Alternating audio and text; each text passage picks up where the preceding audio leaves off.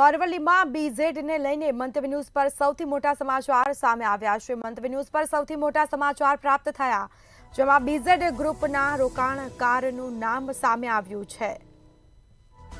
તો મયુર દરજીના જીજાજીએ બીઝેડમાં રોકાણ કર્યું હતું। બાયડના બંટી દરજી નામના શખ્સે રોકાણ કર્યું હોવાનું સામે આવ્યું છે, જેમાં બંટી દરજીએ 3 લાખ રૂપિયાનું રોકાણ કર્યું હતું।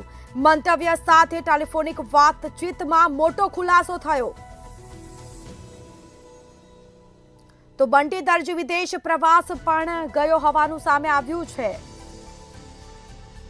તો અરવલ્લી ખાતે બીઝેડને લઈને મહત્વપૂર્ણ સમાચાર સામે આવ્યા છે। મંતવ્ય ન્યૂઝ પર મહત્વના સમાચાર, બીઝેડ ગ્રુપના રોકાણકારનું નામ સામે આવ્યું છે। મયુર દરજીના જીજાજીએ બીઝેડમાં રોકાણ કર્યું હતું। બાયડના બંટી દરજી નામના શખ્સે રોકાણ કર્યું હોવાનું સામે આવ્યું છે।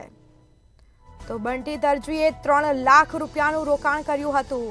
મંતવ્ય સાથે ટેલિફોનિક વાતચીતમાં મોટો ખુલાસો થયો। તો બંટી દરજી વિદેશ પ્રવાસ માટે પણ ગયા હતા।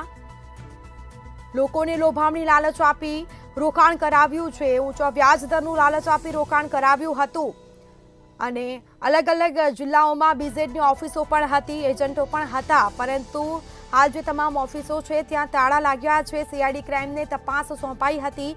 હાલ તપાસ છે તે યથાવત જોવા મળી છે। એક બાદ એક નવા ખુલાસાઓ થઈ રહ્યા છે।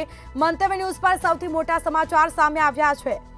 તો મંતવ્ય સાથે ટેલિફોનિક વાતચીતમાં મોટો ખુલાસો થયો છે। બીઝેડ ગ્રુપના રોકાણકારનું નામ સામે આવ્યું છે।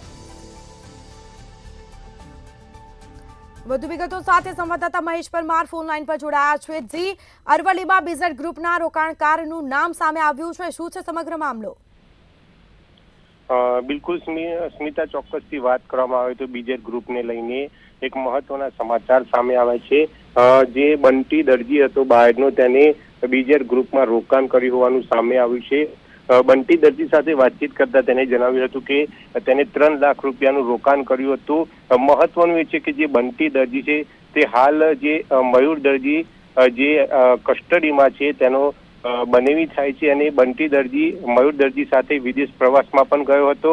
ત્યારે હવે જે બંટી દરજી છે તેનું નામ સામે આવતા જે રોકાણકારો છે તે રોકાણકારોમાં પણ હવે ધીરે ધીરે ભય જોવા મળી રહ્યો છે। જી બિલકુલ, તમામ જાણકારી આપવા બદલ આપનો આભાર।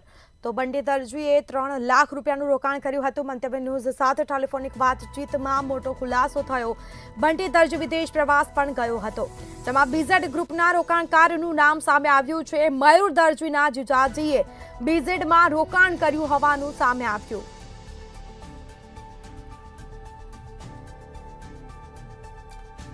તો અરવલ્લી ખાતે બીઝેડને લઈને મંતવ્ય ન્યૂઝ પર સૌથી મહત્વના સમાચાર સામે આવ્યા છે।